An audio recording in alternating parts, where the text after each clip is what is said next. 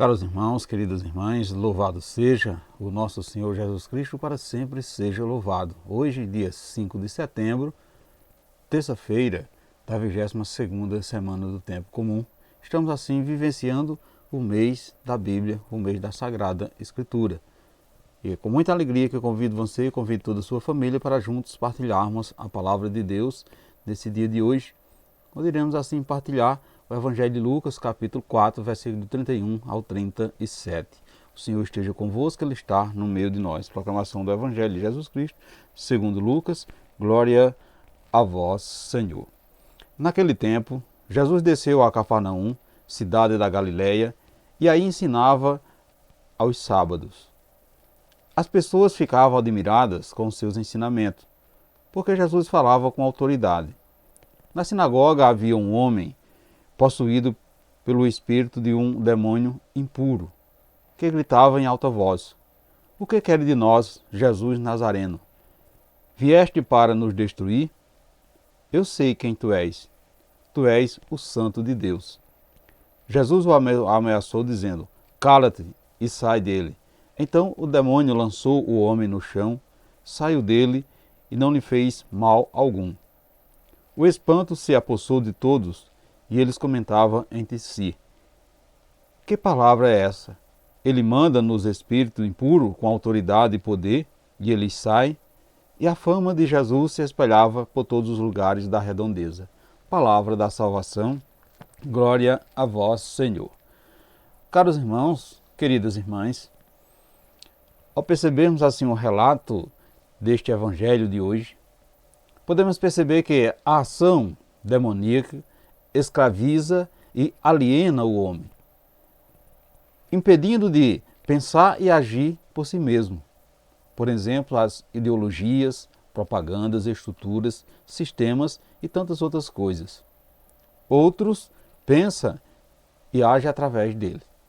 Veja que o primeiro milagre de Jesus é fazer o homem voltar à consciência e à liberdade. Só assim o homem pode segui-lo.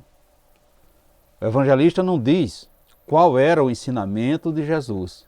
Contudo, mencionando junto com uma ação de cura, ele sugere que o ensinamento com autoridade repousa numa prática concreta de libertação.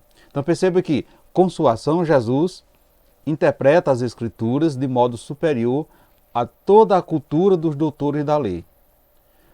O empecilho libertador de Jesus encontrou adversários ferrenhos, que agia em sentido contrário. Então a possessão demoníaca era símbolo de um projeto incompatível com o projeto de Jesus. Os demônios tinham-lhes assim a aversão. Sua simples presença era suficiente para arruiná-los. Apenas a presença de Jesus já arruinava o agir do demônio. Então os mestres tornavam-nos incapazes de oprimir os seres humanos. Portanto, caros irmãos, queridas irmãs, os ensinamentos de Jesus eram convincentes às suas ações, o qual causava espanto porque ele falava com autoridade e convicção, vivendo conforme o que pregava. As pessoas ficavam admiradas com os seus ensinamentos porque ele não tinha dúvida de sua missão salvífica e de sua identidade como Filho de Deus, guiado pelo Espírito Santo.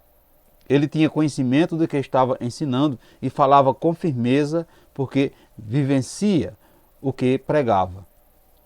A sua vida era o próprio Evangelho. A vida de Jesus era o próprio Evangelho. Ele não agia como nós, que às vezes fazemos as coisas sem convicção, fazemos com medo, fazemos inibidos, terminamos por dar contra-testemunho dos ensinamentos do Evangelho. Veja que Jesus era conduzido pelo Espírito Santo e mantinha uma intimidade perene com o Pai para receber dele todas as instruções e realizar a sua obra aqui na terra. Assim sendo, caros irmãos, queridas irmãs, as coisas aconteciam conforme ele apregoava.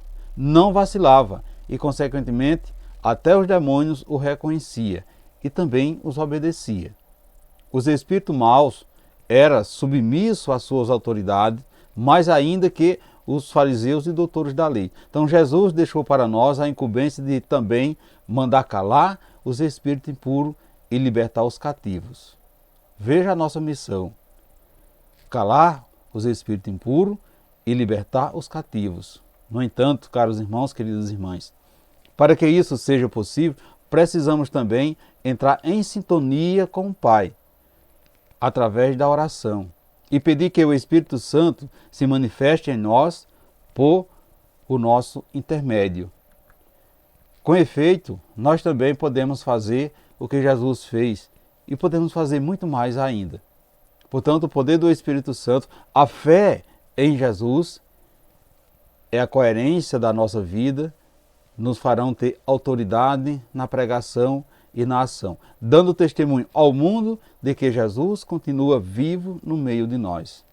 Portanto, meus irmãos e minhas irmãs, você acredita que o poder de Deus, por meio de si, remove montanhas e expulsa os males? Você assume a palavra que tem pronunciado em nome de Deus? Como você, meu irmão, você, minha irmã, tem transmitido o Evangelho às pessoas?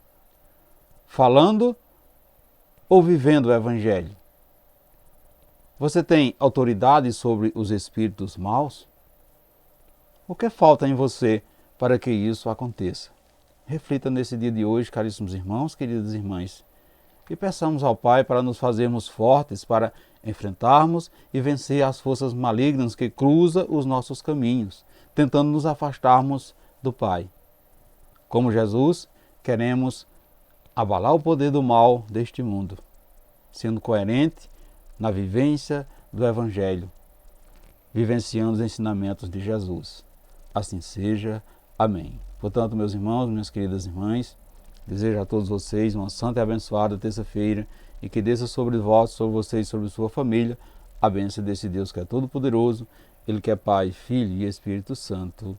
Amém. Fiquemos e permanecemos sempre, sempre nessa paz que vem de Cristo, que é o nosso Salvador, agora e sempre. Amém.